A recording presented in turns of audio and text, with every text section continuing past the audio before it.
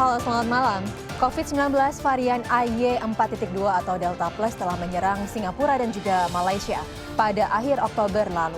Varian Delta Plus diketahui merupakan mutasi dari varian AY4 atau Delta.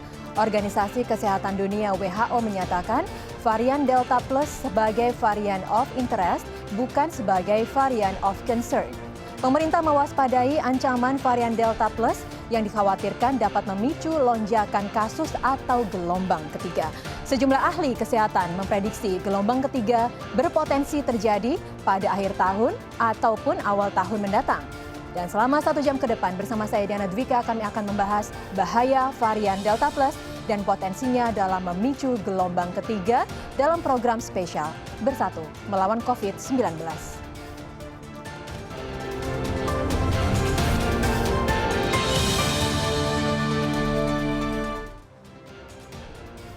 Virus corona mampu bermutasi menjadi beberapa varian yang dikhawatirkan berpotensi lebih ganas dari varian Delta yang menimpa Indonesia pada gelombang kedua di bulan Juli lalu. Selain itu, kemunculan varian ini berpotensi menyebabkan munculnya gelombang ketiga di tanah air pada awal tahun mendatang.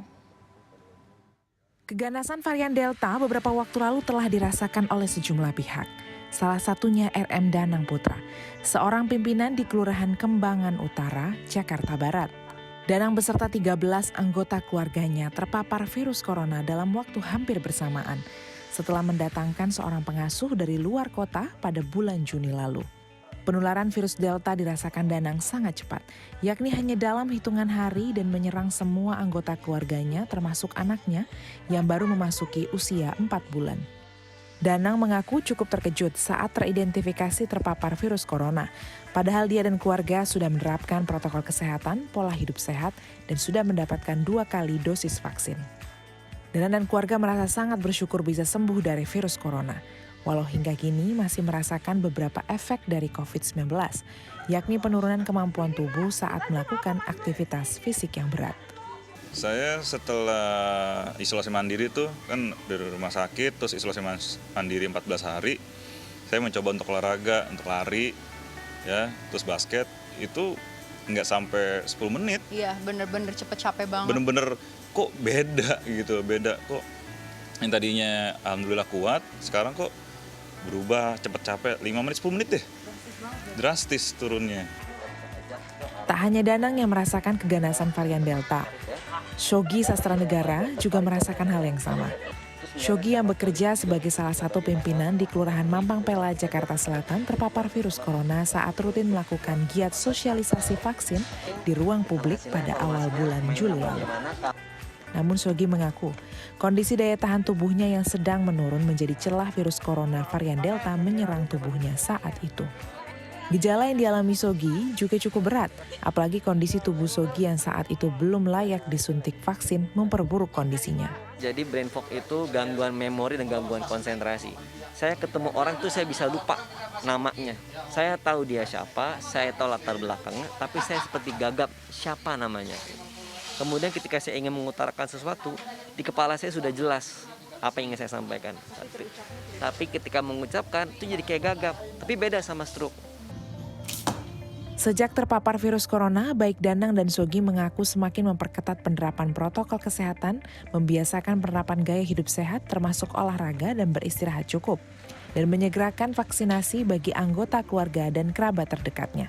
Karena perjuangan untuk sembuh dari virus corona yang tak mudah, besar harapan mereka terhadap penekanan laju potensi gelombang ketiga pada akhir tahun mendatang. Menurut epidemiolog Griffith University, Diki Budiman, potensi terjadinya gelombang ketiga COVID-19 di Indonesia hampir tak terelakkan karena gelombang ini sedang dialami oleh sejumlah negara di benua Eropa. Ditambah lagi, pergerakan masyarakat Indonesia yang akan sulit dicegah jelang perayaan Natal dan Tahun Baru. Nah, ini yang harus kita lebih beri opsi yang sifatnya aman. Jadi pemerintah kabupaten kota bikinlah daftar. Ini yang selalu saya sampaikan, bikin daftar. Oke, karena ini sulit nih, pasti masyarakat pengen liburan. Ya udah bikin daftar lokasi wisata, destinasi wisata di kota rayanya, mana yang dalam daftar hijau dan daftar merah. Diki menambahkan, Guna meredam laju gelombang ketiga dan munculnya varian baru virus corona, dibutuhkan kerjasama baik oleh perancang, pelaksana kebijakan, serta sektor terkait. Dan masyarakat diminta untuk tidak abai dan tetap menerapkan protokol kesehatan walaupun sudah disuntik vaksin COVID-19. Nora Spasia, Yuliana Sri, Jakarta. Masuknya varian Delta Plus ke Malaysia dan juga Singapura membuat pemerintah mengawasi secara khusus perbatasan dan menggencarkan deteksi strain varian Delta Plus. Lantas bagaimana kita mewaspadai varian Delta Plus dan potensi munculnya gelombang ketiga? Saya akan membahasnya dengan dua narasumber yang sudah tersambung secara daring. Ada Dr. Alexander Ginting, Kepala Bidang Penanganan Kesehatan Satgas Penanganan COVID-19, dan juga Bapak Ahmad Rusdan Utomo sebagai ahli biologi molekular. Baik, Dr. Rusdan dan juga Dr. Alex, apa kabar? Semoga selalu sehat. Baik, salam sehat. Ya, terima kasih banyak sudah meluangkan waktu bersama CNN Indonesia. Rasanya kita baru sebentar ya bisa sedikit berlega meskipun tetap selalu waspada begitu ya, karena kasus COVID-19 di Indonesia sudah mulai mereda begitu. Tapi ternyata baru sebentar saja kita sudah dibuat untuk harus kembali bersiaga karena varian Delta Plus begitu, karena sudah saat ini berada di Malaysia. Bagaimana sebenarnya kondisinya di Indonesia? Saya ke Dr. Alex terlebih dahulu. Ya, jadi semenjak kita ditetapkan pandemi, ada beberapa hal yang harus memang menjadi pokok bahasan kita. Yang pertama dari COVID itu sendiri adalah masalah penularan. Iya. Yang kedua masalah obat, kemudian vaksinasi, kemudian yang ketiga masalah mutasi, dan kemudian yang kelima sequel atau gejala sisa bagi mereka yang sudah kena COVID. 5 persoalan ini sebenarnya menjadi bagian kita bersama di dalam rangka penanggulangan COVID. Jadi kalau kita lihat bagaimana perjalanan COVID di Indonesia, kita sudah 2 kali ada lonjakan kasus. Pertama di awal tahun, kemudian di bulan 7. Dan di awal tahun kita baru mulai vaksinasi. Dan kemudian di bulan 7, vaksinasi belum mencapai 50%. Dan sekarang vaksinasi sudah lebih baik, tetapi ada yang kita khawatirkan di dalam waktu yang dekat ini, yaitu masalah mutasi. Kendati pun vaksinasi sudah berjalan dengan baik, vaksinasi itu hanya memberikan proteksi. Vaksinasi itu hanya memberikan imunitas. Tetapi dia tidak bisa mencegah penularan. Tidak bisa mencegah transmisi. Penularan dan transmisi itu hanya bisa dicegah kalau kita menerapkan protokol kesehatan. Dan kemudian menerapkan strategi berlapis untuk masuknya virus itu jangan sampai ke Indonesia, bisa kita lakukan pencegahan. Jadi oleh karena itu apa yang sudah dilakukan oleh pemerintah sekarang bahwa mengejar vaksinasi di semua lapisan, di semua segmen, ini sekarang sedang diupayakan. Yang kedua, melakukan strategi berlapis di berbagai bandara, termasuk juga laut, termasuk juga darat, agar mereka yang datang di karantina, kemudian ada pemeriksaan PCR, dan kemudian ada pemeriksaan secara random sampling genome whole sequence, dan kemudian juga dilakukan contact tracing yang tidak boleh berhenti. Tetapi apapun yang kita kerjakan, mau tidak mau ini sudah masuk. Sebagaimana dilaporkan oleh Balitbangkes Kementerian Kesehatan, bahwa varian Delta itu sudah dilaporkan ada 4.732 kasus. Dan itu tidak hanya di Jawa saja. Dilaporkan di Aceh, dilaporkan juga di Sumatera Utara, demikian juga di Bali, demikian juga di Kalimantan, di Sulawesi, dan di Papua. Jadi artinya virus ini, ya varian Delta ini sudah masuk ke dalam wilayah kita. Tapi persoalannya, varian Delta ini juga punya sub-sub varian lain. Jadi sub-sub varian ini inilah yang sekarang yang dikhawatirkan oleh pemerintah, yang mana dilaporkan ada AY.23 ataupun AY.421. Ini yang memang menjadi catatan kita bagaimana supaya ini bisa dikendalikan.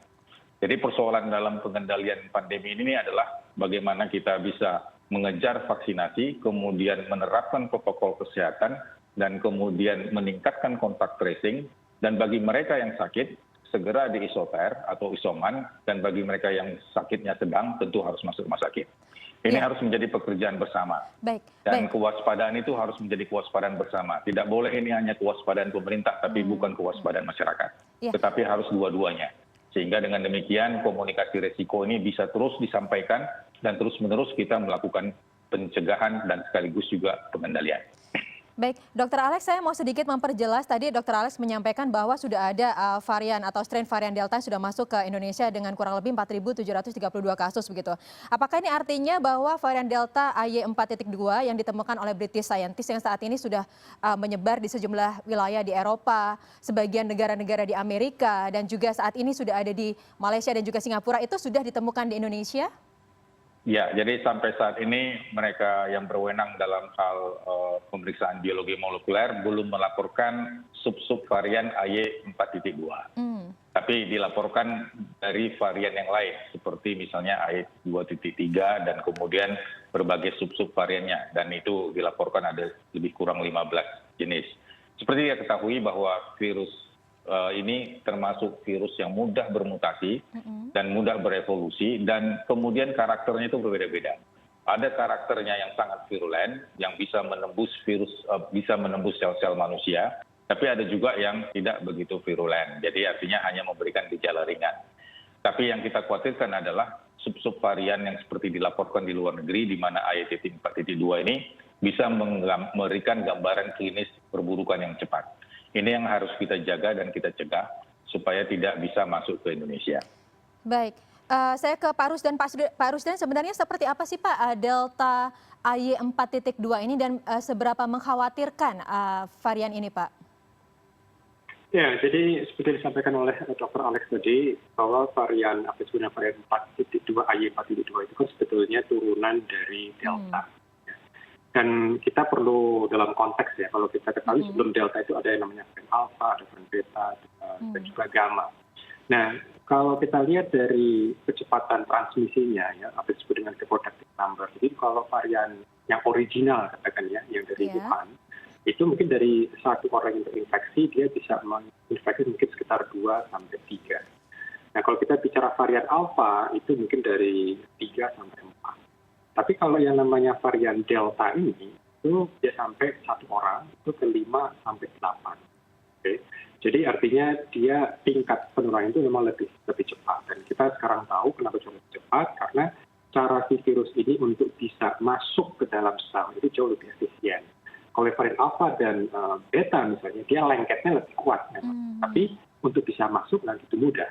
Sementara kalau kita bicara yang Delta, itu dia lengketnya mungkin masih biasa, tapi begitu dia lengket, dia langsung bisa cepat sekali masuk dengan replikasinya di virus. Nah, itu tadi kalau dari sisi penularannya. Kalau kita bicara yang apa disebut dengan AY, yaitu turunannya, jadi ada tambahan mutasi dari mutasi. Karena kan nggak percabangan ya, jadi alpha, beta, gamma itu terpisah dari delta. Jadi tidak ada kesamaan. Nah, hanya saja yang turunan dari delta itu sendiri, apa disebut AY4.2, itu kan berarti ini kalau misalnya alpha di sini, alpha beta di sini, delta itu di sini. Okay? Nah, nambah katakan 10%, berarti nambahnya itu cuma dikit gitu. Jadi essentially itu kita masih ngomong delta sebetulnya. Artinya kalau kita bicara itu. Jadi apakah kita perlu khawatir? Maybe yes, maybe no. Sekali lagi tergantung kita. Gitu. Kenapa begitu? Kenapa? Kenapa sih kalau virus ini bisa muncul mutasinya? Karena dia tidak menemukan inang yang memang inang tersebut tidak mampu clearance dengan cepat. Gitu. Misalnya siapa? Orang-orang yang memiliki katakan imunnya lagi ngedrop, imunnya tidak seimbang, biasanya lansia, atau bisa juga orang yang mengalami autoimun. Dan orang-orang ini ada di antara kita. Jadi kenapa sih kita harus jaga jarak misalnya? Kenapa kita harus gunakan masker?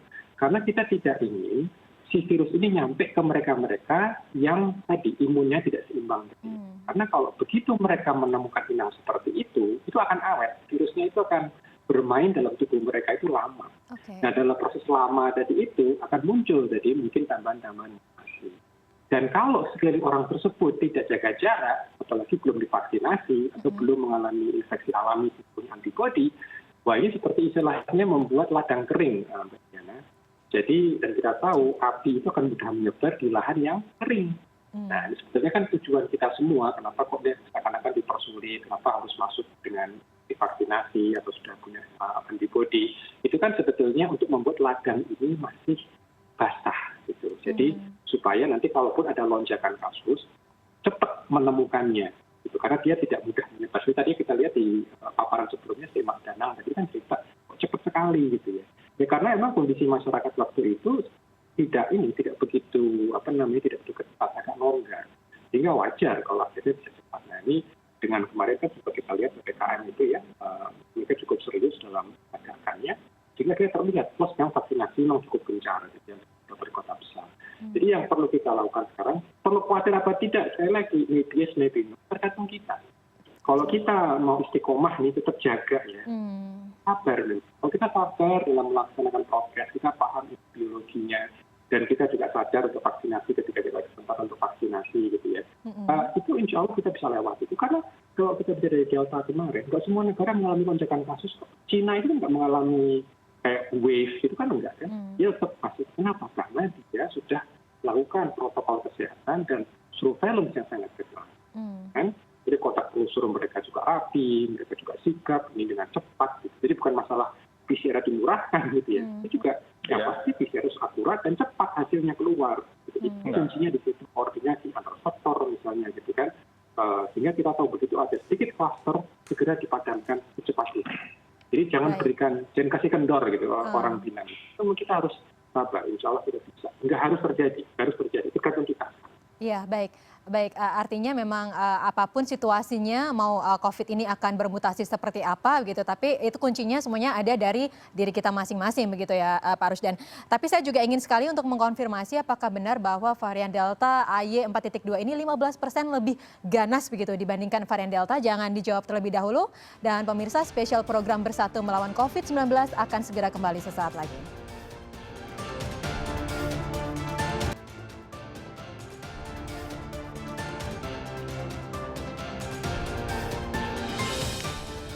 Baik, Anda masih bersama kami di program spesial Bersatu Melawan COVID-19. Masih bersama dengan narasumber kami, ada Dr. Alexander Ginting dan juga Bapak Ahmad Rusdan Utomo. Tadi di perbincangan kita di segmen pertama, sudah dijelaskan oleh Dr. Alex bahwa salah satu hal yang patut untuk kita waspadai di tengah pandemi ini adalah mutasi dari virusnya. Dan juga Pak Rusdan menyampaikan bahwa apapun kondisinya, salah satu kunci supaya kita terus terjaga kesehatannya adalah imunitas kita sendiri dan juga disiplin kita, kesadaran kita dalam menerapkan protokol kesehatan. Kita akan melanjutkan perbincangan kita pada malam hari ini. Pak Rusdan, saya mau menyambung pertanyaan saya yang tadi, Pak. Apakah memang benar bahwa varian Delta AY 4.2 ini lebih ganas begitu dibandingkan varian Delta, Pak?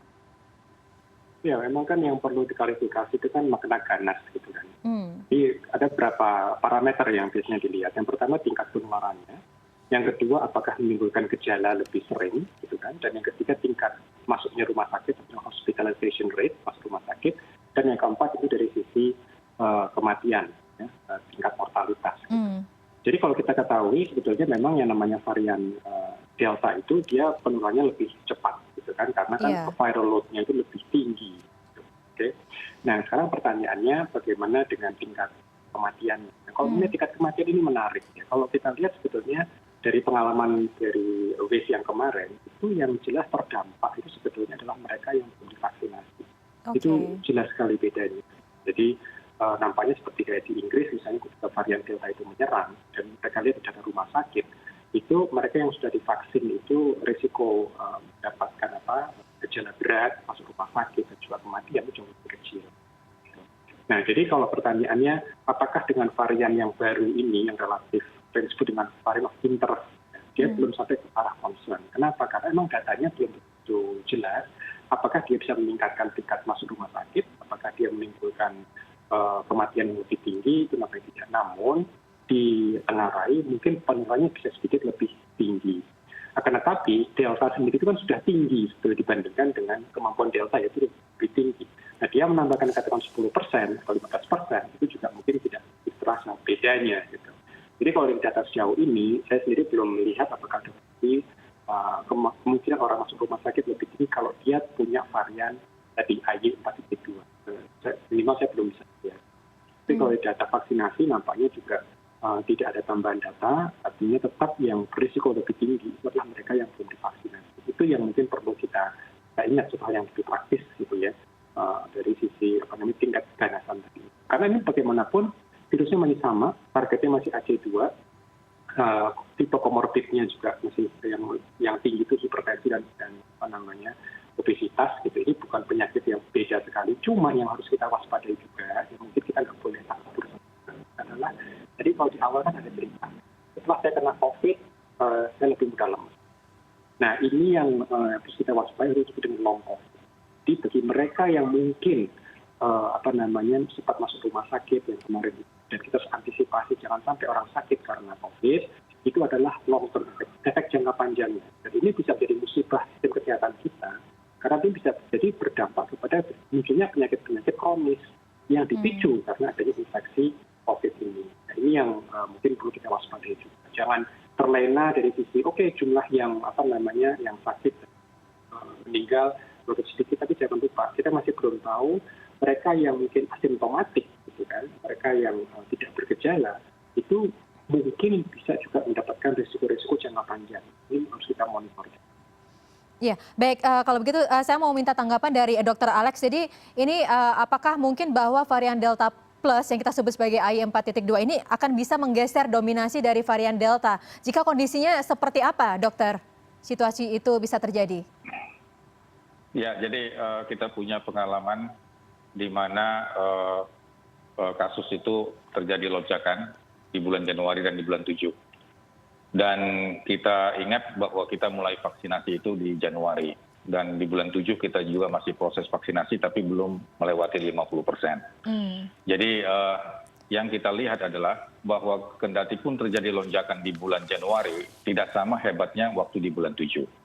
Jadi artinya karakter virus itu berbeda sehingga memberikan dampak klinis yang berbeda.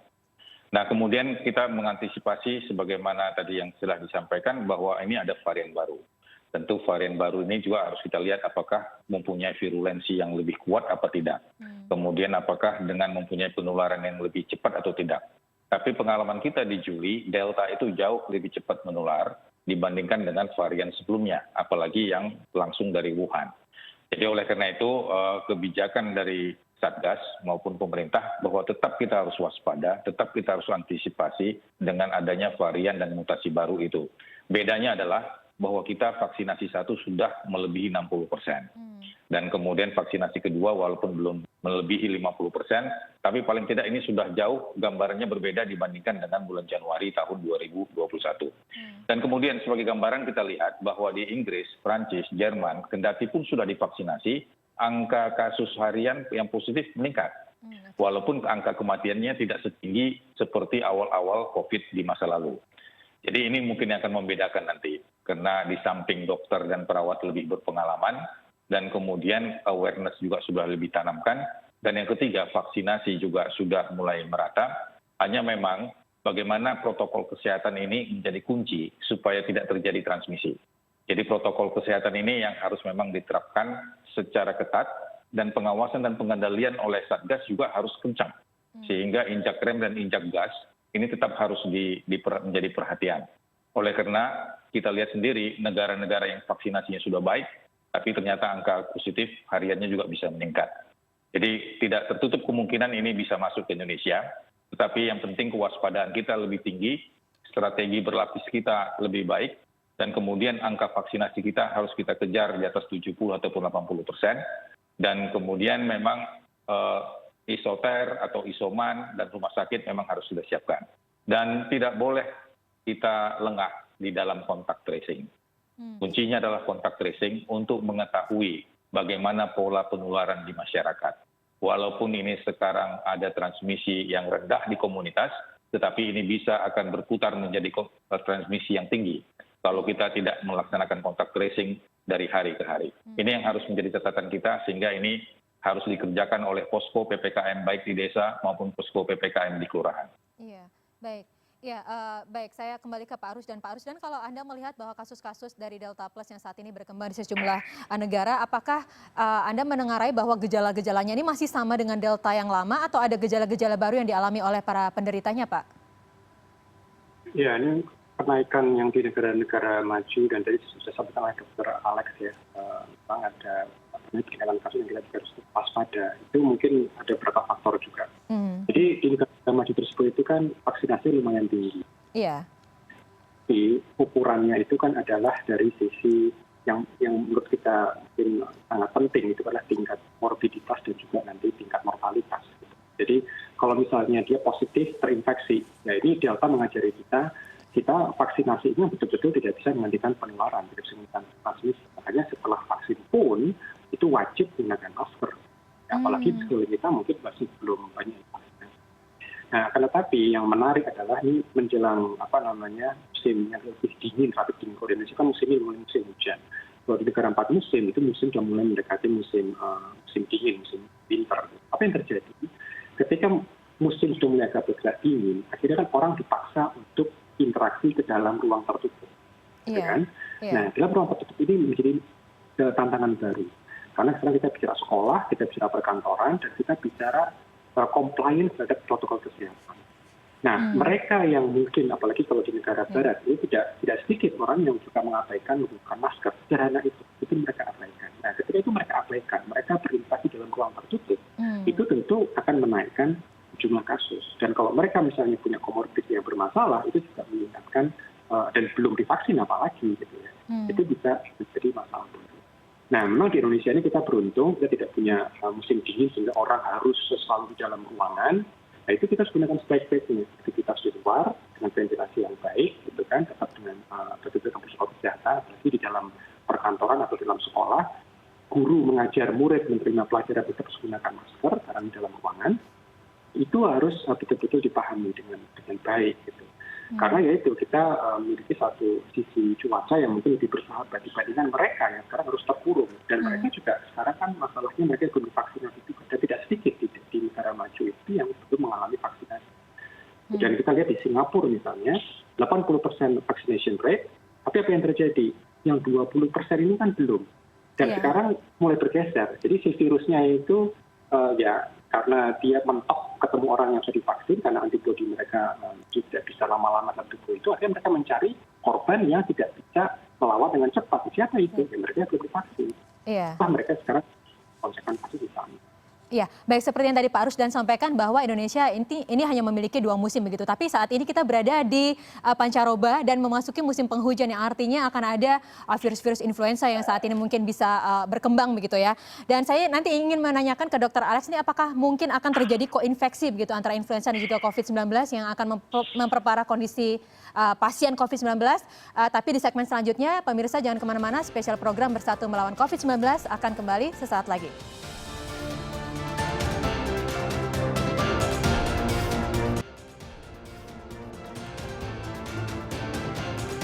Baik, Anda masih bersama kami di program spesial Bersatu Melawan COVID, masih bersama dengan narasumber kami, masih membahas tentang varian baru yaitu Delta Plus yang saat ini sudah berada di negara tetangga yaitu Malaysia dan juga Singapura.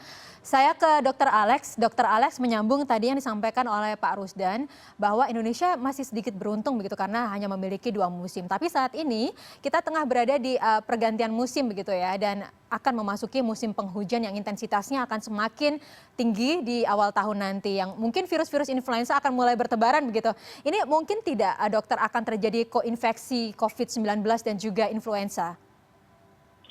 Ya, untuk terjadi koinfeksi dimungkinkan saja terjadi karena virus dengan virus yang lain juga bisa, dengan bakteri yang lain bisa. Jadi oleh karena itu memang yang kita waspadai adalah mereka yang punya komorbid dan kemudian mereka yang mempunyai infeksi yang kronis. Jadi ini harus menjadi catatan bagi seluruh warga walaupun dia sudah divaksinasi, tetap ini menjadi salah satu catatan bahwa dia harus tetap menjaga dirinya dan baik-sebaiknya. Jadi misalnya dengan mereka yang dengan diabetes, mereka yang mungkin dengan penyakit jantung koroner, atau mereka yang dengan obesitas, atau mereka dengan PPOK dan asma, ini tetap berisiko kendati pun sudah divaksinasi. Jadi vaksinasi itu hanya untuk meningkatkan imunitas, tetapi infeksi tetap harus dijaga dan komorbid menjadi salah satu faktor untuk terjadinya perburukan. Dan yang menjadi catatan kita lagi adalah bahwa di Indonesia juga ada penyakit-penyakit lain yang memang sudah ada existing dari dulu, misalnya tuberkulosis. Kemudian ada pneumonia, dan kemudian yang ketiga ada penyakit malaria. Ini di daerah-daerah tertentu dia menjadi endemi. Oleh karena itu ini juga bisa terjadi koinfeksi bersama-sama dan bisa menjadi terjadinya perburukan.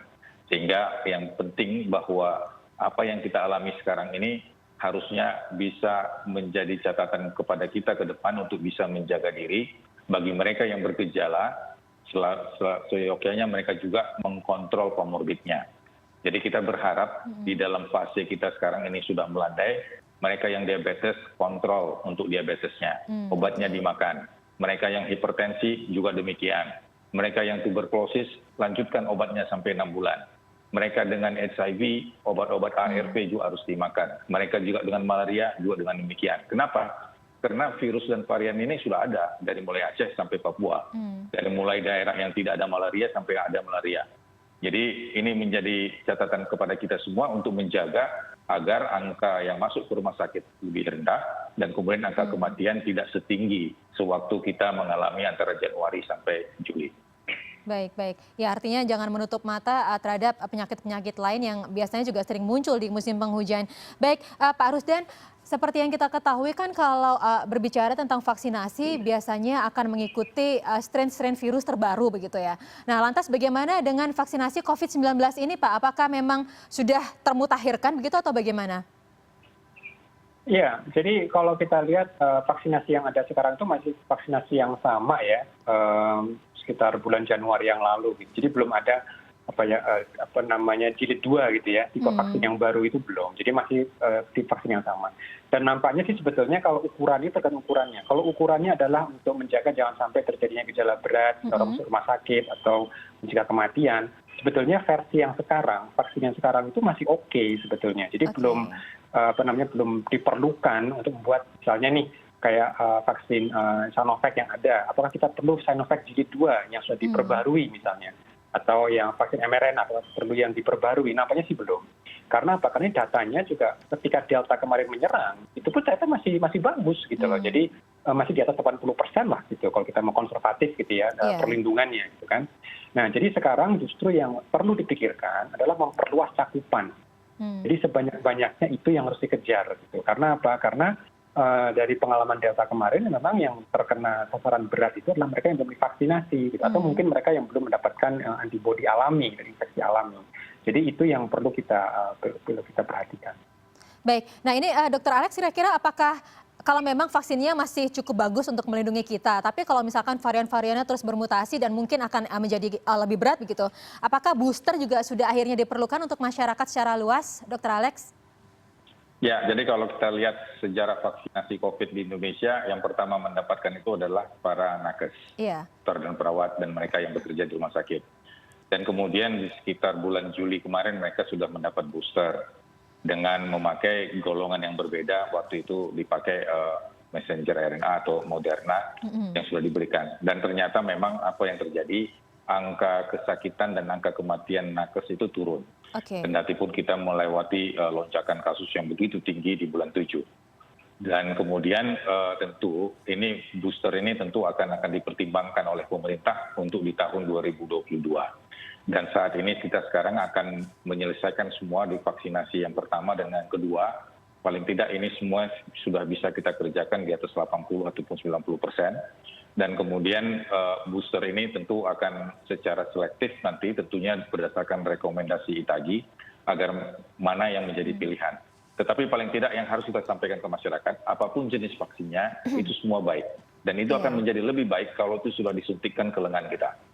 Dia tidak akan menjadi baik kalau dia tidak disuntikkan. Jadi oleh karena itu ke masyarakat tidak perlu pilih-pilih. Saya mau vaksin A, mau vaksin B seperti di kota lain, di kabupaten yang lain, nggak perlu sampai di situ.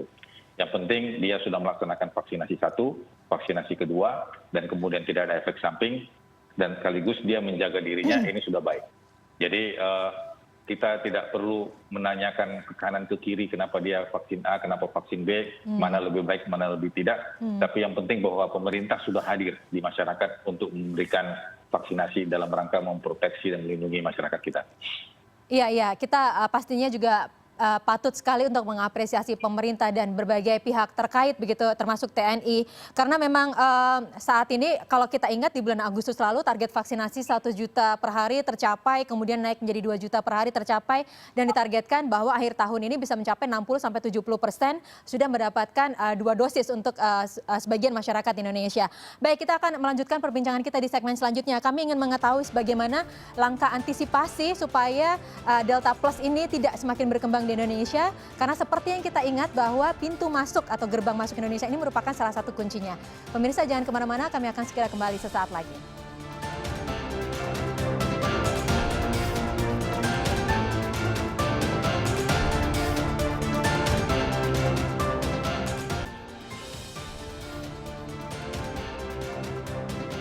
Baik, Anda masih di program spesial Bersatu Melawan COVID. Tadi di 3 segmen perbincangan kita sebelumnya kita sudah membahas tentang varian Delta Plus, di mana memang varian Delta ini terus bermutasi. Dan saat ini yang patut diantisipasi adalah kemunculan varian Delta Plus AY4.2. Tapi seperti yang tadi disampaikan di perbincangan kita bahwa vaksinasi ini menjadi salah satu kunci untuk melindungi diri kita dan juga keluarga. Dan varian-varian terbaru, termasuk varian terbaru dari Delta Plus ini ternyata tidak menurunkan efikasi dari vaksin. Jadi pesannya di sini adalah segeralah Anda divaksin tanpa pilih-pilih vaksin apa yang akan disuntikan kepada Anda begitu, supaya Anda dan juga keluarga selalu terlindungi. Baik, melanjutkan perbincangan kita masih bersama narasumber kita ada Dr. Alexander Ginting dan juga Pak Ahmad Rusdan Utomo. Dr. Alex, seperti yang tadi Dr. Alex sampaikan bahwa gelombang COVID begitu ya, itu terjadi di akhir tahun menuju awal tahun lalu dan juga di bulan 7. Dan kalau kita melihat bahwa COVID Delta Plus ini masuk ke Malaysia, itu dibawa oleh 2 mahasiswa yang baru pulang dari UK begitu, yang artinya pintu masuk sebuah negara itu menjadi salah satu kuncinya. Lantas langkah antisipasi apa yang bisa dilakukan oleh pemerintah Indonesia? Ya, jadi yang harus kita ingat bahwa kita masih dalam situasi pandemi dan kemudian PPKM adalah instrumen yang paling kita unggulkan di dalam melakukan pengendalian dan pengawasan mobilitas masyarakat. PPKM juga menjadi instrumen untuk menggerakkan 3T dan mengendalikan 3M di masyarakat. Nah, yang berikut adalah di dalam rangka mencegah supaya tidak terjadi transmisi dari luar ke dalam atau dalam ke dalam, maka kita melakukan pencegahan berlapis pengendalian COVID-19 yang tujuannya adalah pembatasan mobilitas. Dalam hal ini dilakukan screening berlapis bagi pelaku perjalanan internasional, di mana dasarnya adalah surat edaran Satgas nomor 20 beserta adendumnya. Demikian juga SK Satgas nomor 14 beserta adendumnya, di mana dilakukan karantina 5 kali 24 jam bagi mereka yang belum vaksinasi atau vaksinasi tidak lengkap, dan kemudian karantina 3 kali 24 jam misalnya. Dan yang harus diingat juga bahwa surat edaran dan peraturan ini terus berubah mengikuti dinamika yang ada. Jadi dinamika ini tentu dinamika infeksi, dinamika transmisi. Jadi oleh karena itu masyarakat diharapkan pengertiannya. Kenapa sering peraturan berubah? Ya karena virusnya tidak konsisten. Virusnya itu terus berubah. Virusnya mempunyai karakter yang berbeda. Jadi bukan pemerintahnya yang tidak konsisten, tapi pemerintah menyesuaikan bagaimana kita bisa mencegah virus tersebut supaya tidak menulari masyarakat kita. Yang berikut adalah ada pembatasan mobilitas pelaku perjalanan dalam negeri. Ini dengan adanya surat edaran Satgas nomor 22. Jadi membatasi antara Jawa Bali, kemudian di luar Jawa Bali.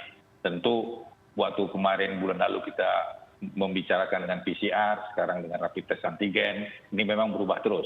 Tetapi pembatasan-pembatasan ini tetap ada, baik perilaku perjalanan internasional, dalam negeri, dan kemudian juga tetap harus melakukan PPKM leveling kabupaten kota setiap 2 minggu dievaluasi.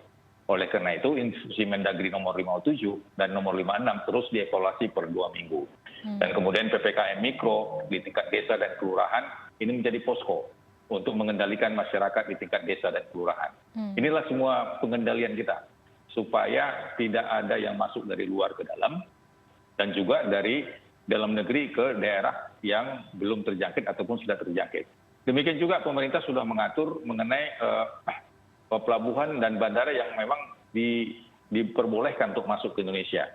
Dan juga sejumlah 19 negara yang boleh masuk, dengan ketentuan bahwa negara tersebut positivity rate-nya di bawah 5%. Sehingga bandar sebagai entry point ke wilayah Indonesia bagi WNI pelaku perjalanan internasional, bandara udaranya adalah Soekarno-Hatta, Samratulangi, kemudian pelabuhan laut itu adalah Batam, Kepulauan Riau, Tanjung Pinang, Nunukan, Kaltara, dan pos batas negara itu Aru, Kalimantan Barat, Entikong, Kalimantan Barat. Dan semua ini harus masuk ke karantina. Jadi lamanya karantina tersebut tentu tergantung dari eskalasi kasus positif yang ada di daerah negara dia datang. Jadi ini menjadi catatan, karena jangan nanti menjadi bahan perdebatan kenapa waktu itu ada 7 kali 24 jam, kenapa sekarang 5 kali 24 jam, kenapa 3 kali 24 jam. Ini semua perubahannya berdasarkan dinamika yang ada di negara kita maupun juga di luar negara kita ataupun di negara luar lainnya. Iya, baik. Pak Rusdan, tadi seperti yang disampaikan oleh Dr. Alex, ada berbagai upaya antisipasi yang sudah dilakukan oleh pemerintah bahwa untuk karantina pun memang pastinya berubah-ubah mengikuti situasi yang ada dari 7, kemudian ke 5, kemudian ada 3 kalau misalkan sudah mendapatkan vaksinasi lengkap begitu. Kalau Anda melihat dengan situasi yang saat ini ada ancaman COVID Delta Plus begitu, apakah ini masih dirasa cukup tepat Pak, ataukah ada upaya-upaya mitigasi lain yang harusnya lebih digalakan oleh pemerintah?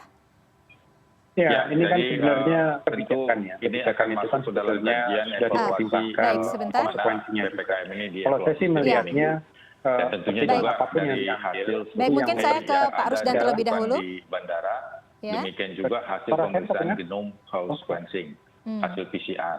Oke. Karena kalau kita lihat, kalau terjadi peningkatan yang positif lebih tinggi, maka kita akan berpikir untuk karantina akan ditambah. Tentu Baik. juga kita harus memperhatikan juga dari negara asal. Jadi seperti India waktu itu, di mana terjadi lonjakan kasus yang hebat, kita border close dengan mereka. Tetapi begitu ada perbaikan, ini akan membaik kembali. Ya, baik. Kalau begitu dari sisi Pak Rusdan, bagaimana Anda menanggapi tentang upaya mitigasi yang dilakukan oleh pemerintah, Pak Rusdan? Ya kalau saya sih melihatnya sisi ininya aja, penegakan hukumnya saja. Jadi kalau misalnya kemarin sempat kita mendengar ada yang sempat lolos gitu ya, maksudnya karantina, dia tidak karantina, itu harus tegakkan. Dan kita perlu partisipasi seluruh masyarakat untuk patuh gitu.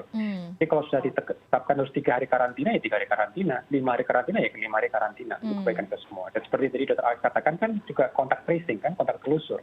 Jadi mereka yang masuk ke kita harus tahu di mana posisi mereka gitu kan. Berapa lama mereka di sini. Ini yang perlu kita perkuat juga. Jadi sebetulnya memang di masa-masa seperti ini ketika ada pembatasan-pembatasan ini perlu disepakati dan dipahami gitu ya bahwa ini kebaikan kita semua. Memang jadi agak menyulitkan, tapi kalau ini tidak diikuti ya nanti akhirnya yang rugi ya kita semua gitu ya. Jadi istilahnya mungkin kalau saya sih melihatnya lebih ke arah konsistensi penerapannya. Jadi apapun kebijakan yang diambil yang kita harapkan adalah betul-betul ditegakkan dan ini tidak pandang bulu, siapapun yang melanggar tetap harus mendapatkan sanksi hukum yang jelas. Ya, baik Pak Rusdan, kalau seperti yang tadi kita lihat bersama di awal bahwa dari Griffith University menyampaikan bahwa ini mungkin sekali di Indonesia untuk terjadi gelombang ketiga COVID-19. Bagaimana Anda melihat hal itu, Pak Rusdan? Ya kalau kita bicara mungkin kan mungkin iya mungkin tidak. Ya, itu juga kemungkinan. Nanti betul terjadi akan kita lihat di bulan Desember Januari. Karena apa? Karena dari 2 sisi kan. Yang mereka yang mengatakan akan mungkin terjadi, ya kita dari pengalaman. Biasanya begitu lonjakan mobilitas yang tidak terkendali, misalnya massal ya, berbarengan. Gitu. Itu biasanya polanya akan peningkatan kasus. Itu kan yang selalu berulang. Tapi mereka yang mengatakan kemungkinan kecil tidak terjadi adalah karena tadi seperti Pak Aswad katakan, kita sekarang dalam era di mana vaksinasinya sudah lebih dari katakan 40%. Kalau di Jakarta itu malah mungkin lebih dari 80% yang 2 kali vaksinasi. Kan? Nah artinya ini situasi juga berbeda. Jadi artinya bisa iya atau tidak, yang kita bisa lakukan sekarang kan maknanya apa nih? Mereka yang mengatakan tidak akan terjadi, apakah berarti mereka juga mengatakan kita boleh bebas buka masker? Kan enggak juga. Jadi kalau kita menyikapi teman-teman yang sedikit berbeda pendapat akan tidak atau tidak, kuncinya adalah oke, apa yang kita lakukan sekarang? Dan saya lebih berpihak kepada kehati-hatian.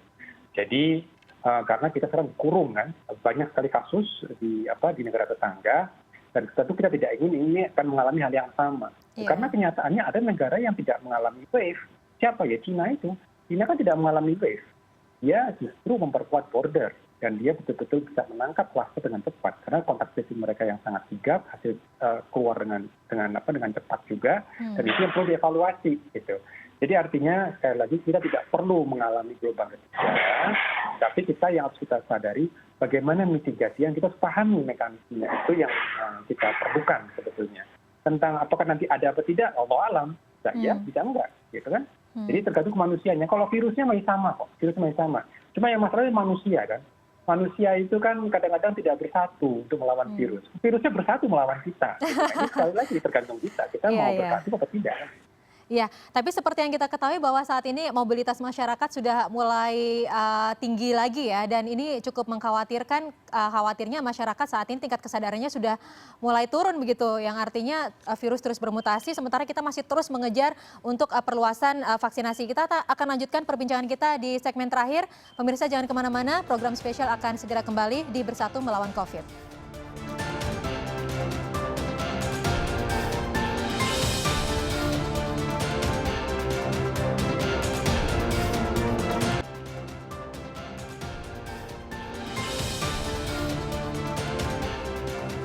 Baik, Anda masih bersama kami di Bersatu Melawan COVID-19, masih bersama dengan Dr. Alexander Ginting dan juga Bapak Ahmad Rusdan Utomo. Seperti yang kita ketahui bahwa biasanya lonjakan kasus COVID-19 itu terjadi ketika mobilitas begitu ya dari masyarakat itu cukup tinggi dan masyarakat sudah mulai lupa tentang protokol kesehatan. Saya akan ke Dr. Alex, bagaimana Anda melihat realita di masyarakat saat ini, melihat pelonggaran-pelonggaran yang saat ini sudah mulai dilakukan oleh pemerintah? Ya, semenjak ada pemulihan ekonomi, pemulihan pendidikan, pemulihan sosial budaya, dan juga terjadi perbaikan levelisasi PPKM, sepertinya masyarakat sungguh bergembira, bahkan bereforia. Tapi ini yang harus menjadi catatan, bahwa kewaspadaan tidak boleh kalah oleh karena euforia. Jadi kewaspadaan itu harus ditempatkan lebih tinggi daripada apapun yang ada di dalam diri kita menghadapi perbaikan PPKM tersebut. Kenapa? Karena kita masih dalam situasi pandemi. Dan kedua, virus masih bertransmisi di masyarakat. Ini bisa kita lihat dari laporan kasus positif harian yang dilaporkan oleh Kementerian Kesehatan ataupun Satgas. Walaupun angka kematian kecil, tapi masih bertransmisi. Oleh karena itu memang yang penting disampaikan ke masyarakat adalah kewaspadaan. Bahwa kalau kita tidak waspada, kalau kita abai, kita lengah, maka yang korban itu adalah diri kita, keluarga kita, saudara-saudara kita, teman-teman kita. Karena kita bisa merasakan di bulan 7, bulan 8 kemarin. Yang meninggal, yang masuk rumah sakit itu semua yang kita kenal, yang kita tahu. Jadi inilah yang harus kita ulangi, bahwa memang boleh orang berlibur. Pemerintah tidak melarang. Orang boleh pergi ke restoran, dibebaskan. Tetapi ada aturan main yang harus diterapkan. Jaga jarak, mencuci tangan, pakai masker. Kalau mobilnya kapasitasnya hanya 6 orang, jangan diisi 10. Jadi artinya mobilnya ya diisi dengan 3 orang cukup. Jadi artinya ini yang harus dibuat. Kenapa? Karena semuanya adalah untuk melindungi keluarga kita, melindungi teman-teman kita. Jadi virus itu masih ada bertransmisi di komunitas walaupun rendah. Dan yang kedua, berbagai varian-varian juga ada di masyarakat kita. Jadi inilah yang harus kita jaga, bahwa vaksinasi itu bukan ajimah. Tapi vaksinasi itu meningkatkan proteksi, meningkatkan imunitas. Tetapi tidak bisa menghindarkan kita dari infeksi. Yang bisa menghindarkan kita dari infeksi adalah penerapan protokol kesehatan secara ketat. Sehingga memang masih diperlukan Satgas, masih diperlukan pengawasan dan pengendalian, masih diperlukan posko PPKM desa dan kelurahan untuk mengendalikan mobilitas ini. Karena kita akui, hanya PPKM lah instrumen yang paling unggul untuk bisa mengendalikan mobilitas. Ini sudah dibuktikan. Di mana kita PPKM darurat di bulan 7, hanya dari dalam beberapa minggu, kita sekarang sudah di PPKM level 1 dan level 2. Iya, tapi di sejumlah daerah ternyata kasus COVID-nya kembali meningkat ya, dokter? Ya, jadi ini artinya bukti bahwa ada pelonggaran, ada ketidakwaspadaan. Jadi oleh karena itu memang mesti ada orang yang mengingatkan. Tentu dalam hari ini kita meminta setiap wilayah, setiap daerah wisata, setiap daerah industri, di mal ada Satgas yang bisa mengawasi. Kalau mereka melihat aplikasi Peduli Lindunginya warnanya hitam, itu harus direspon. Orangnya harus diisoter, harus isoman. Jangan disuruh pulang karena dia kan terinfeksi. Mereka yang aplikasi Peduli Lindunginya warnanya merah, harus direspon, dia harus divaksinasi. Demikian juga bagi mereka yang warnanya kuning, berarti dia harus divaksinasi sekali lagi. Jadi aplikasi Peduli Lindungi itu juga harus mempunyai respons. Dia tidak hanya menjadi simbol bahwa dia terinfeksi atau tidak, belum vaksin atau tidak. Jadi ini menjadi instrumen juga untuk mengendalikan masyarakat agar vaksinasinya lebih cepat. Bagi mereka yang sakit bisa diisoter ataupun bisa diisoman. Iya, memang kalau kita melihat bahwa pandemi ini kita sudah hidup berada di tengah pandemi kurang lebih 1 tahun 7 bulan, 1 tahun 8 bulan. Meskipun kita selama ini begitu ketat untuk menerapkan protokol kesehatan, ketika kita lengah beberapa saat saja akan terbuka kemungkinan kita akan terinfeksi dan juga akan menginfeksi keluarga kita begitu. Nah, baik ke Pak Rusdan ini mendekati akhir tahun, awal tahun, mobilitas masyarakat diperkirakan akan semakin meningkat. Kira-kira strategi apa saja yang bisa kita siapkan untuk mengantisipasi supaya varian Delta AY 4.2 ini tidak menjangkit Indonesia? Ya pertama yang kita waspadai ya, itu nanti seberapa banyak nih yang orang pergi liburan itu bareng-bareng gitu. Itu yang perlu kita pantau gitu. Karena sebetulnya seperti tadi disampaikan oleh Dr. Alex gitu kan, kita sih tidak bermasalah orang pergi itu boleh-boleh saja, silahkan gitu kan. Yang penting paham protokol kesehatan. Tapi ketika kita bicara volume orang yang pergi bersamaan, kuncinya itu di bersamaan. Karena kalau misalnya kita bayangkan saja orang pergi lewat jalan tol, itu kan nggak mungkin jalan terus, dia pasti harus berhenti. Nah di tempat pemberhentian itu, di rest area, kapasitasnya apakah memungkinkan untuk masih terjaga jarak? Kalau kita harus antri toilet saja, nggak mungkin kita jaga jarak, nanti diterobos orang kan gitu. Jadi artinya kuncinya adalah pemahaman masyarakat, boleh liburan, bisa nggak kita negosiasi dengan atasan? Kita liburannya itu gantian Pak. Jadi supaya apa? Supaya kapasitas infrastruktur selama perjalanan juga bisa terjaga. Apalagi kita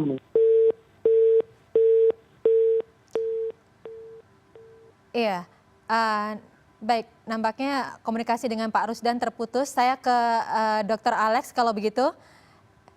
Baik, ini sambungan dengan Pak Rusdan masih terputus. Saya ke Dr. Alex terlebih dahulu. Ya, Dr. Alex, iya, kita akan sambungkan ulang ke Pak Rusdan. Baik, Dr. Alex, kalau Anda melihat bahwa lonjakan kasus yang terjadi di akhir tahun lalu dari kasus-kasus COVID awalnya 3.000, kemudian gelombang kedua mencapai 27.000 begitu ya. Ini kira-kira dari fasilitas kesehatan di Indonesia di akhir tahun ini persiapannya sudah seperti apa gitu? Ya, jadi artinya bahwa seluruh kejadian yang kita alami dari mulai Januari sampai dengan bulan September kemarin itu lesson learned bagi kita semua. Bagi Kementerian Kesehatan, bagi Kementerian Perindustrian, bagi Pemda kabupaten kota, dan kemudian bagi rumah sakit baik swasta maupun juga rumah sakit umum pemerintah. Artinya bahwa kita sudah belajar bagaimana kita bisa menghadapi kalau terjadi rush, terjadi arus pasien yang masuk yang mendadak begitu banyak. Dan kemudian kita juga pasti sudah mempunyai lesson learned bagaimana menyiapkan oksigen, menyiapkan obat-obatan, dan tentu kita pasti akan lebih siap. Oleh karena itu, kendati pun nanti ada lonjakan kasus, misalnya ada lonjakan kasus di akhir tahun ataupun di awal tahun 2022, pasti Indonesia akan lebih siap. Dan yang membedakan kita lagi adalah bahwa vaksinasi itu cakupannya sudah jauh lebih tinggi. Pada waktu itu kelompok lansia masih kecil, sekarang ini pasti akan bertambah. Waktu itu remaja belum divaksinasi, sekarang sudah divaksinasi.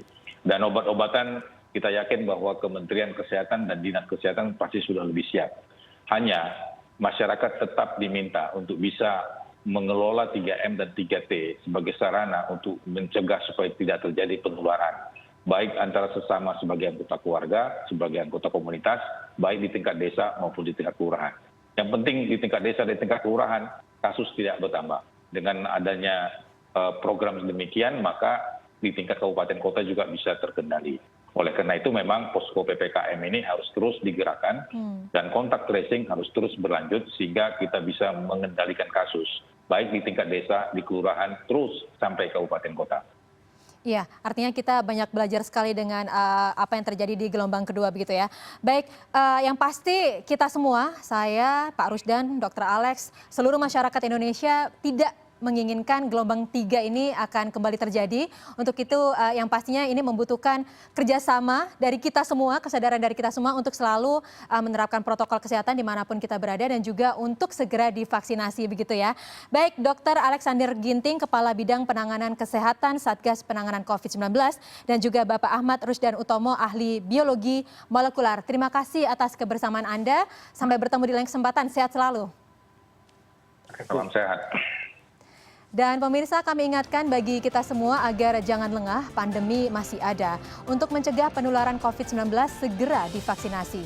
Juga selalu lakukan 3M, memakai masker, menjaga jarak, dan menjauhi kerumunan, serta mencuci tangan dengan sabun di air yang mengalir. Saya Diana Dwika undur diri, terima kasih, sampai jumpa.